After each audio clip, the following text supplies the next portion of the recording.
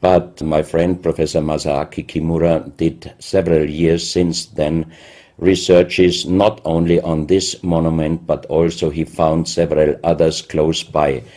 On the right side down you have a model, and one thing nature is definitely not doing on top of two platforms of this monument. There is one huge stone turtle and one huge stone bird like an eagle.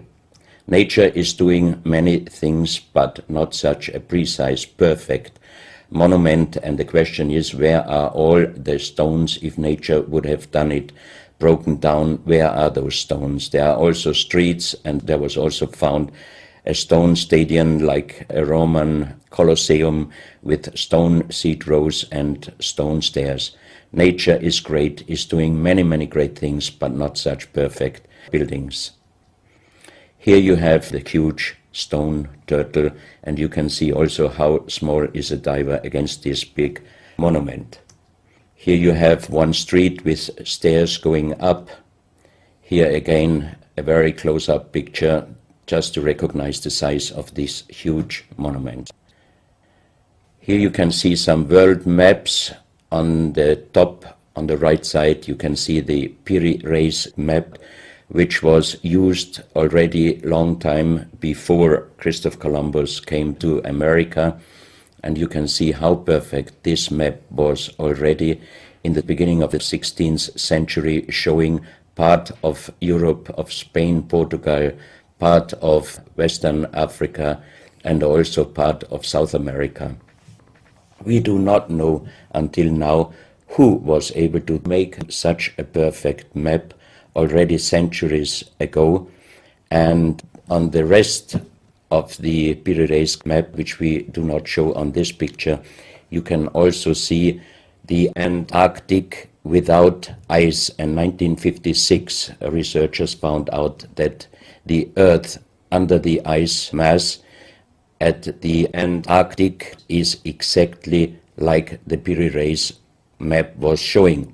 So this Piri Reis map should be at least older than 10 to 12,000 years. But the next question would be, who was able to make such a wonderful world map? On the left side, on top, you see Atlantis, done by Athanasius Waldseemüller, and the map is the other way round. He did it the other way round, and you can see the continent between Europe, Africa, and also America. And you can see on the left side down different sides of a huge stone world map. This stone world map was found in 1984 while gold digging in Ecuador in an underground tunnel system with other 350 artifacts which do not really fit any known and existing South American pre-Columbian culture.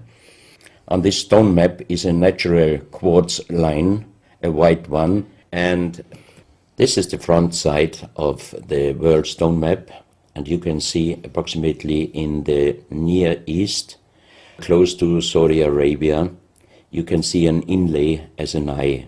And from this eye to the right and to the left is a natural quartz line going on the right side over India, Thailand, and also there is a long island on the right side, which Professor Kimura's research gave him the statement that from the northeast Japanese island until far down after Taiwan, once there existed a huge continent. But then this world map must be older than at least 10 to 12,000 years.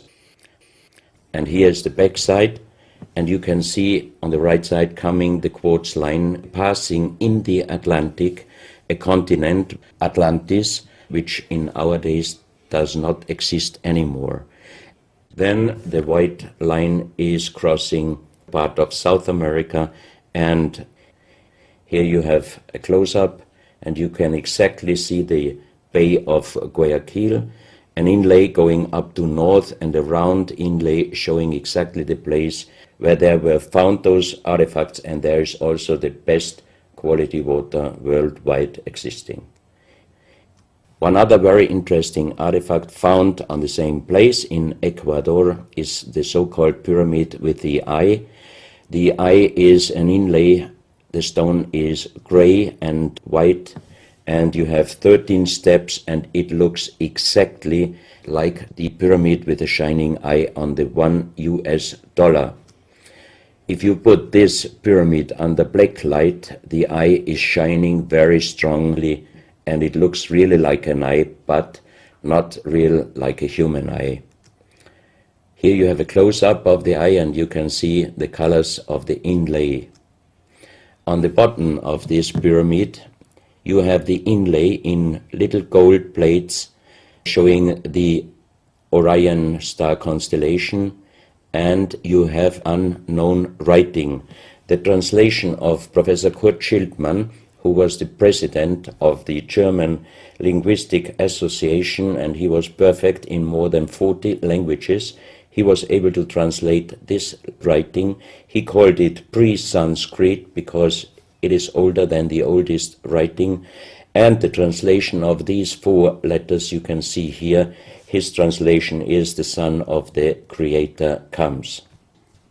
As we found the same writing on stones in certain countries like Ecuador, Colombia, Illinois, United States, Clausel, France, Malta in the Mediterranean, Turkmenistan, Australia, and in southern Calabria, Italy, just a few years ago. Always there are stones and ceramics, terracotta, with the same writing. That means this writing existed once worldwide, and that means there must have been a global civilization older than Sanskrit, older than 6,000 years. And Professor Schildmann also told me that this writing has a little similarity to the Indus writing and also to the Easter Island writing. And as he said, this is older than Sanskrit. He called this writing pre-Sanskrit.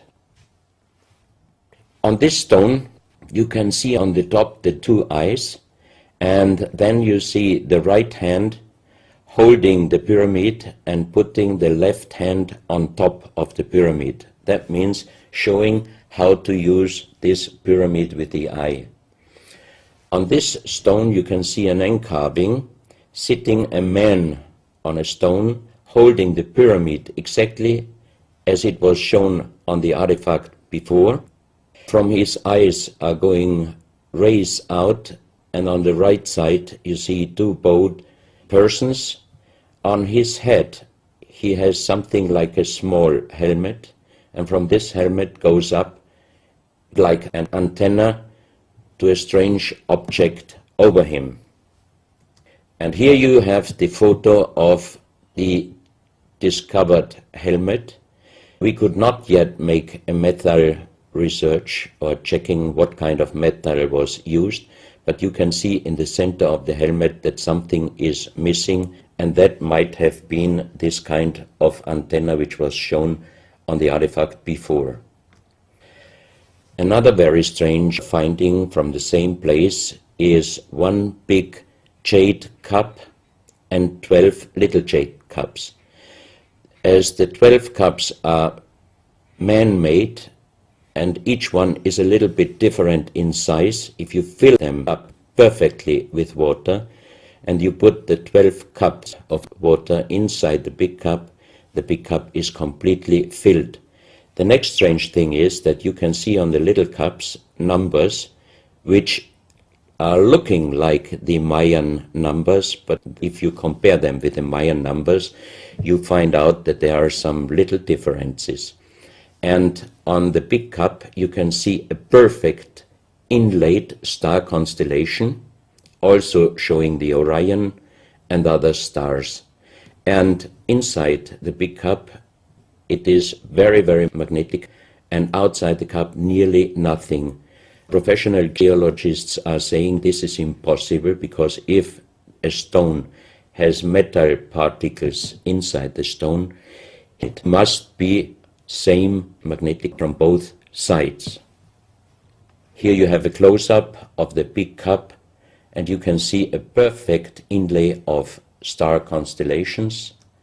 and they are shining very brightly if you put black light on it. Here you have some small cups that you can figure out more clearly the style of the numbers inlaid in a strange material also shining under black light. That's another piece, a jade plate with the same star constellation inlay like on the big cup, and two persons facing the sky, and on the next picture you can see that also the eyes of these two statues and the star constellation is shining very strongly under black light. This was once a hard-formed brown stone, changing the color in the center of the stone into black, which usually in nature does not happen. And you can see, if you look very close, you can see a face with closed eyes, with a mouth, the nose, a long beard and long hair. On the left side, the face and also the stone is broken. This is the reverse side of this stone. You can see a spiral and a triangle. The center of the triangle is very magnetic, also shining under black light. Here we have the backside of a cobra. The cobra never existed in South America, but this one was found at the same place. On this side of the cobra head you have 33 lines in lines. So 33 is also a very mystical number since long time. And on the left side and right side you have 7 points inlaid, and maybe these are the chakras. Also this cobra head is shining brightly if you put black light on it. Another object here, you have a perfect worked dolphin head, and also this artifact is shining under black light. Here you have a kind of stone helmet. You can put this granite stone helmet on your shoulders, or you can lay your head inside it, and the inlay points which you see on this helmet, some experts told me that these points are exactly the acupuncture points on the human head. Here you can see how it might have been used, and a few months ago they found at the same place an unfinished stone helmet. So that means that also some of these artifacts were made directly in Ecuador, but many years ago. And also the inlay on this object are shining under black light very bright. This is a fantastic jade snake, and also the inlay points are shining under black light. Here we have one artifact which is very perfectly carved on the back side, so that means it might have been used to put this artifact on the front of your forehead. You can see the two eyes inlaid, and on the reverse side you have the so-called third eye. Maybe this artifact was used for some ceremonies or for meditation. Here we have a jade plate with an inlay of a spiral, also shining brightly under black light.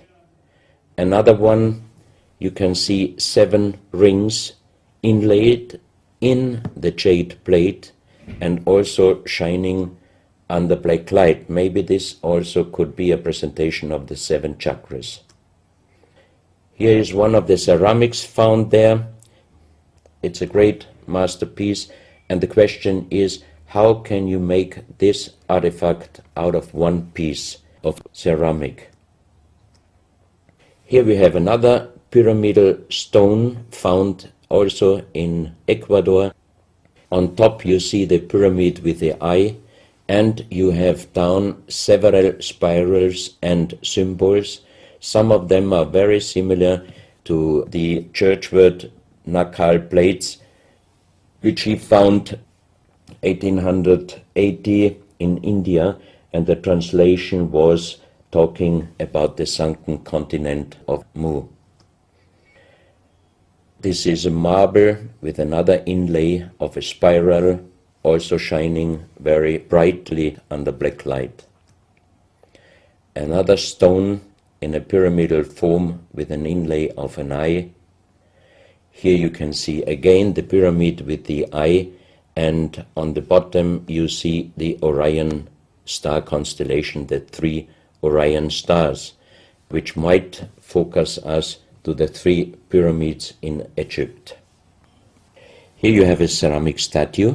You can see the style of sitting is not real pre-Columbian style. It looks like the lotus seat from Asia. On top of this statue you have a head with some points, and it looks quite similar to many of the Buddha presentations. He holds a snake in his mouth. The snake is a very, very mystical and very often presented object. So that means this statue is not from any existing or known pre-Columbian culture. Even the next one, you can see that how this statue is sitting, it looks more the direction of Asia. On top of his head, again a very strange head, and in the center you can see like the head of a frog. Also, the frog is a very mystical animal in old South American pre-Columbian culture, but also in Africa and also in Asia. Here another ceramic statue holding a kind of plate in his left hand, and it looks also not really pre-Columbian culture. This is another very strange artifact holding a stick with a snake. Again we have the snake here, and the question is where and who this statue was done. This is a photo of the Altiplano in Bolivia. Archaeologists and researchers found out that at least before 4,000 years there was happened a very big impact in Argentina, and the shock wave of this big impact destroyed many stone buildings in the Altiplano of Bolivia. You have here a picture of Pumapunku, a very strange place close to Tiahuanaco in Bolivia, and you see tons of stone plates with perfect work on it destroyed. Maybe this was the reaction to the big impact in Argentina.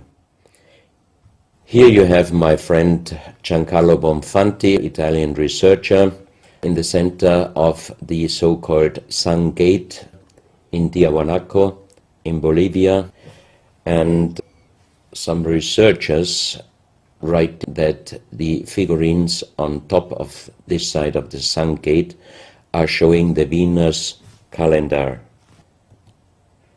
Here you have one of the big stone plates from Pumapunku, and you can see how perfect this stonework was done. And the question is, could you do such perfect work with simple tools? Close to this area, they found skeletons with a size of 2.6 meters. And the picture on the top shows you the skull of one of these skeletons, and it looks like it is deformed, but definitely these skulls are not deformed. They are natural style, like an egg. On this photo you see how strong the jaw of those skulls were. This is a front view, and the most interesting photo is this one, because you can see that the top of the skull does not have the 3 plates which we have as Homo sapiens, and that shows us that these skeletons are not Homo sapiens.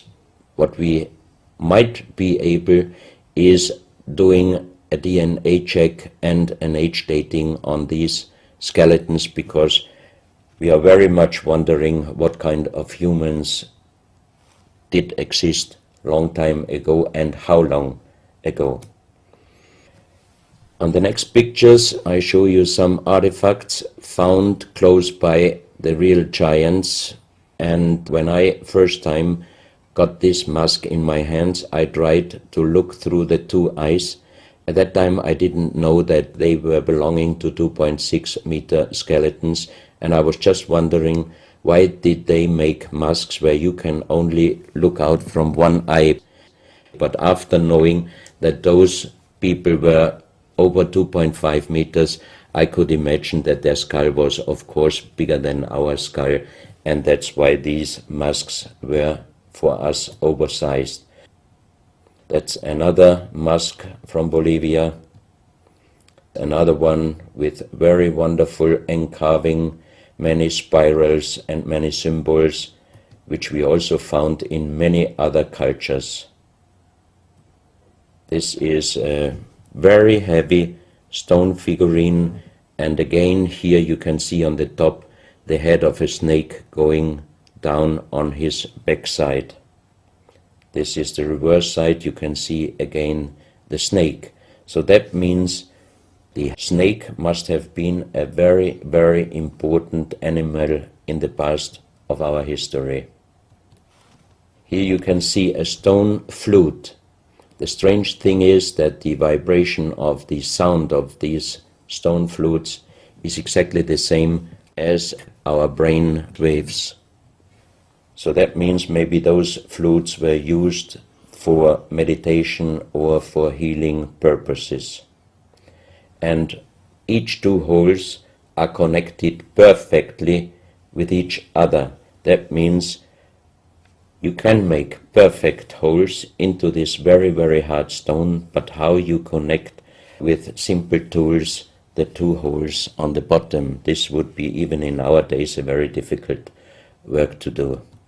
Because it's in the shape of a U and it curves around inside the stone. That's right. And with simple tools you are definitely not able to do such a work. And even the holes are very precise. This is the form of a boat, and you have 3 flute pipes at the end.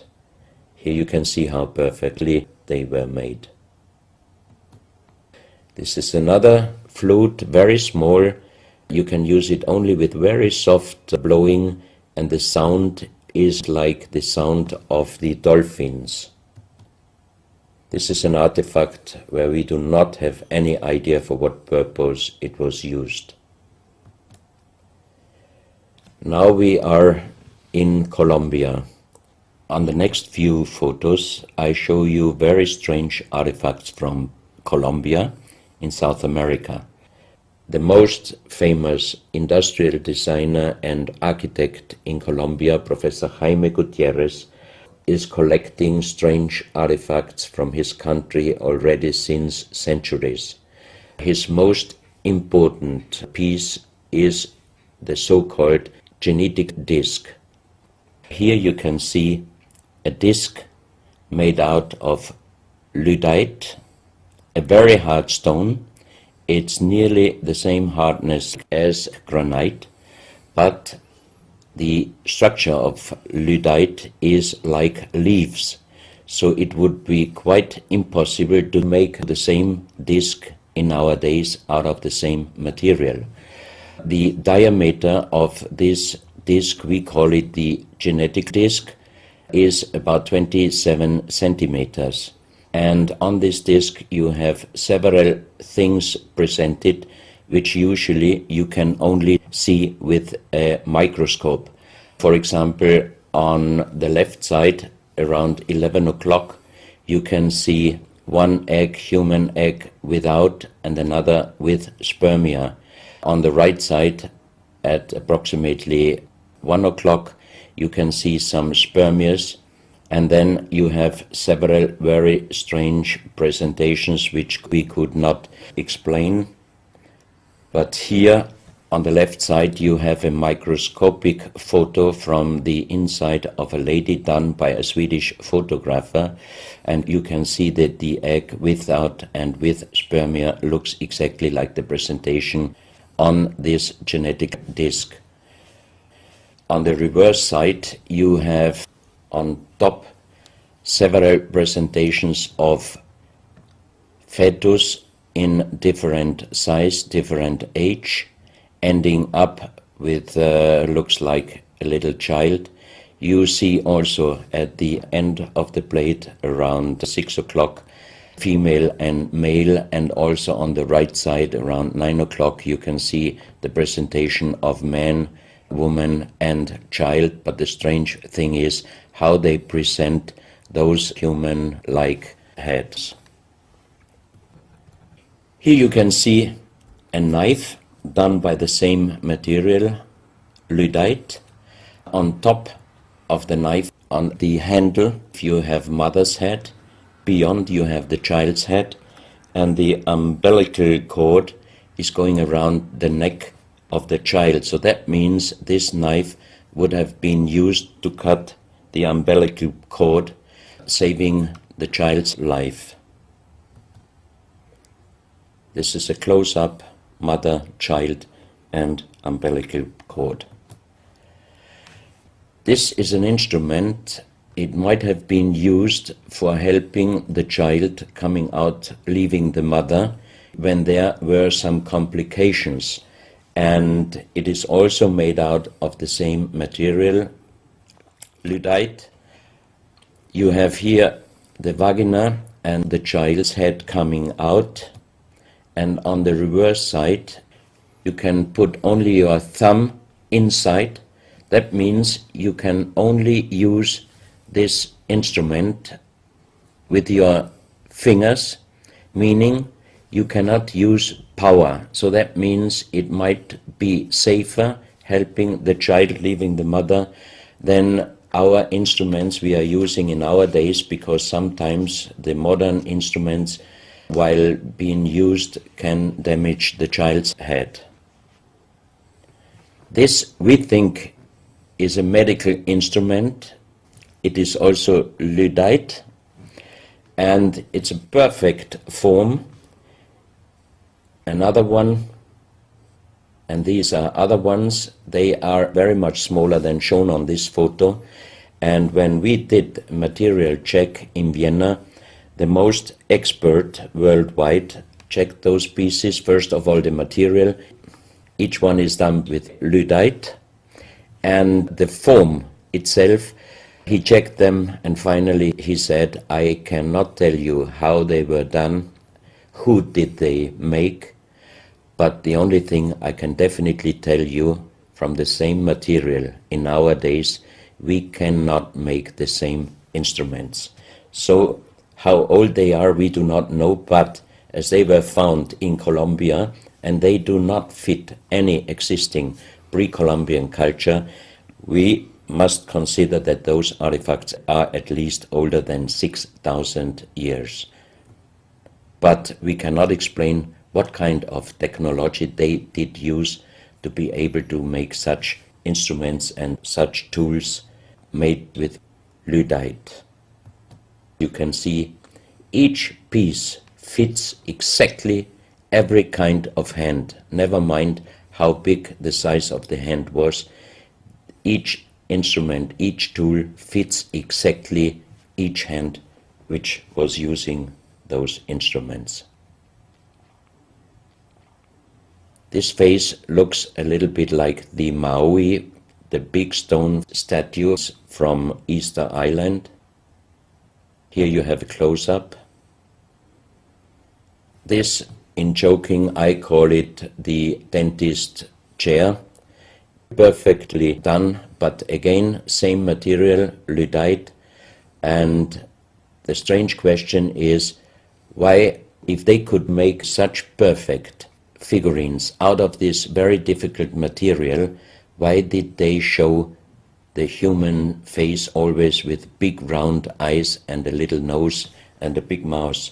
There is no real explanation possible. This is again one piece from Colombia, Lydite. On the front side you see the mother holding the baby, and on the back side you see the man with armors, most probably for hunting. This stone figurine was found in Colombia. It looks exactly like the Maui statues from Easter Islands, but it is only about 30 centimeters in size. This is another masterpiece of stonework. You have on both sides presented one bird, but if you look at the front side, you can see that the two birds presenting a face, and on the left side, between the bird's head and the wings, you see again this unknown writing which we found on stones from all over the world. This is the mother holding a child, very strange face, and it's a kind of jade material. This is another stone from Colombia, showing an armadillo. On top of the armadillo you can see a strange face with long ear and two horns on top. On this artifact you can see a smiling face on top. You have two triangles on this side, and on the other side, on the right side, you have a face.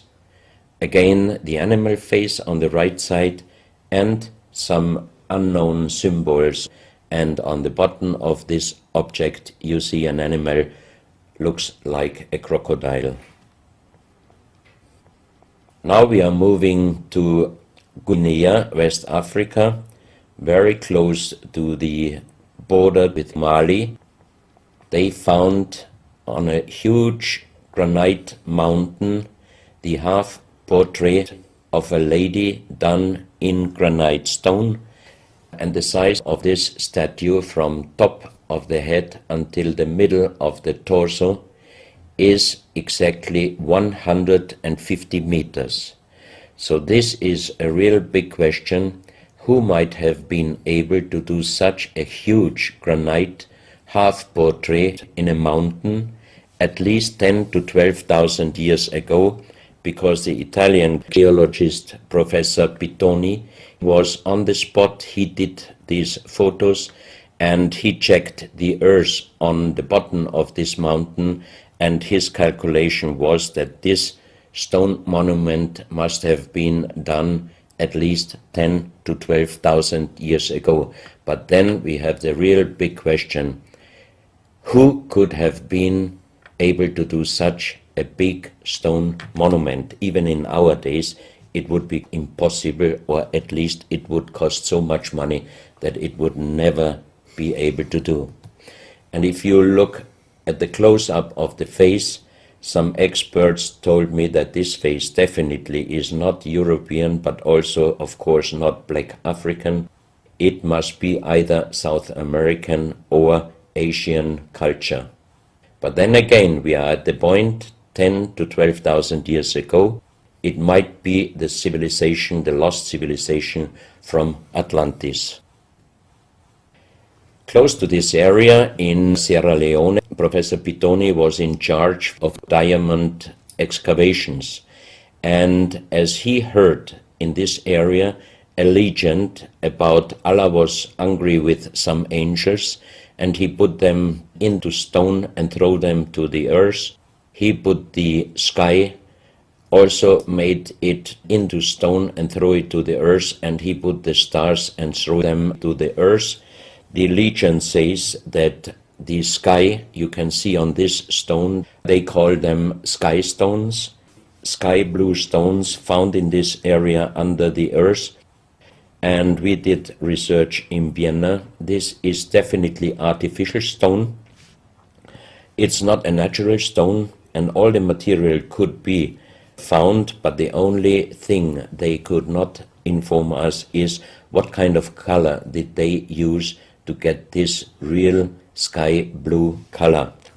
The stone figurines found from 20 meters down to even 50 meters. Professor Pittoni always took some organic material from the finding place, and the age dating of those stone artifacts are from 2,500 years up to the oldest one, 17,000 years.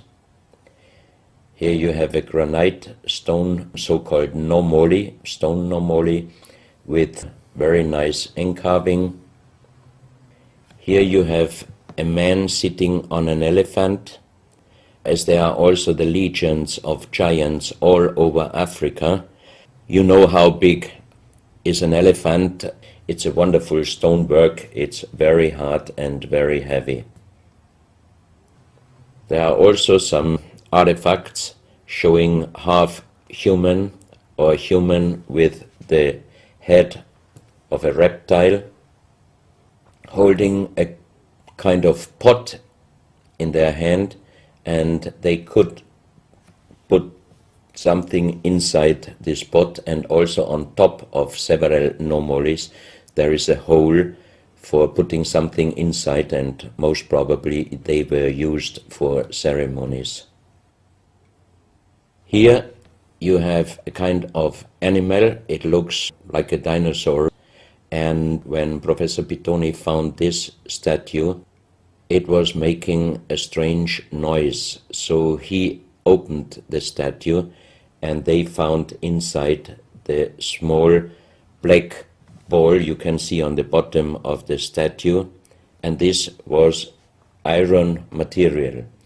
When we did the research on this artifact, and especially on this metal ball, next morning the professor called me and told me that somebody must have done a bad joke to me. I asked why, because the result of the research was this metal material is chrome steel, and chrome steel was found first time at the beginning of the 20th century in Austria. That means it was impossible inside a statue with the age of approximately 17,000 years. But when I called immediately Professor Pittoni, he was laughing and he said, "I'm a geologist. If a statue is making a strange sound, I do not open it just right away, but I did several X-rays, and you can see here on the right picture one of the X-ray photos, and you see that inside the closed statue already the round ball, the chrome steel ball, was existing. On this X-ray photo you can see exactly, and also Professor Pittoni saw that this statue in former days already was opened but perfectly closed again, and he called a specialist who opened it exactly concerning this photo, the small stone ball which was closing the hole inside, and you can see that the metal ball was already existing. Some of you might have watched several pictures, photos on the internet of giant skeletons found in desert, in India, in China and other places. Most of those photos were competition photos to present Photoshop. Perfectly done.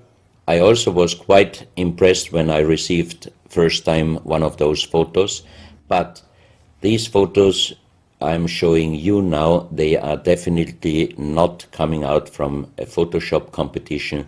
These photos are real skulls and skeletons. This skull was found in a tunnel system underground in Colombia. The skull is dated up to 11,000 years. The skull is bigger than normal skull, and the front teeth of the jaw are lined up in a different way than our teeth. Something that occurs to me here is that there's a very strong, pronounced jaw. It's a very prominent jawline, very prominent chin. And here you see a photograph that was shown to us by a Project Camelot insider. Now, this isn't a real photograph. This is a scene from the old Arnold Schwarzenegger movie Conan the Barbarian. And what you're seeing here is a special effect on the actor James Earl Jones. The critical thing here is the shape of the jawline. Our witness, who had spent time with the Anunnaki in real time, in the present day, said that one of the things that characterizes them, besides their size, which he says was 8 or 9 feet tall, he said they're very large and they're very strong and they look larger than that. But that's round about their height, which matches exactly the 2.6 meters that Klaus has been talking about. He said this is a very prominent, strong jawline, and this is what strikes me about these skeletons, these skulls here that we're looking at right now. Didn't know. No, you need to know this. Back to Klaus. So once again, here you have a very old photo done in a museum in La Valletta in Malta, and it shows several long skulls, and the explanation is deformed skulls, but they are very long, going to the back. This is one of several very, very strange skulls. They are presented in a small museum in Ica in Peru. Ica is located close to the famous Nazca lines, and the museum is called Museo Maria Reiche, the German lady who was researching her whole life about the Nazca lines.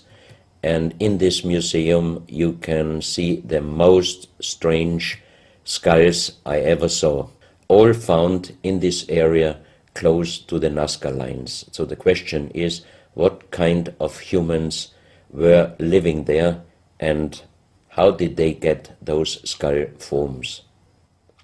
And especially this one, definitely several doctors and experts told me it would not be possible to create such a kind of deformation, because through deformation you do not get the double bone material on the skull, and on this skull even you have particles of the skin and hairs, and I think it would not be difficult to do a age dating and especially a DNA analysis of this skull.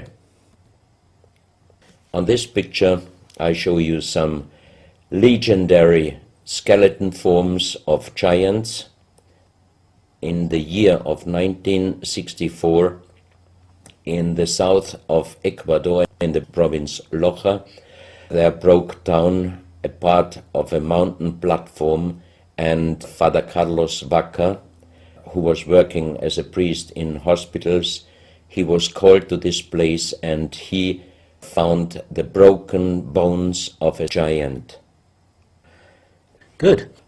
Well, Klaus, I asked you if you would take us on a journey, and for the last nearly an hour, I think it is, you've taken us on a fascinating journey, not only around the world, but through time, back as long ago as 17,000 years.